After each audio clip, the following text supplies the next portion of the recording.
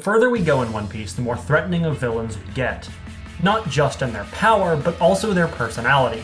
As we go in the series, villains become closer and closer to matching personality traits we see in Luffy. While Crocodile consistently distrusts his crew, Doflamingo makes his crew into a family. Naturally, following this trend, the East Blue villains are the most different from Luffy, often being outright cowards who have no ambition whatsoever.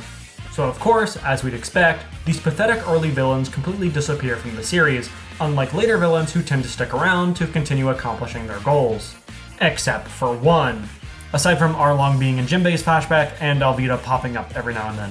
While it's easy to see his reappearances as a joke, he has a lot of traits that are extremely positive in the context of One Piece. Aside from the recent depth the character's gotten in his flashback with Shanks, he also seems to genuinely care for his crew.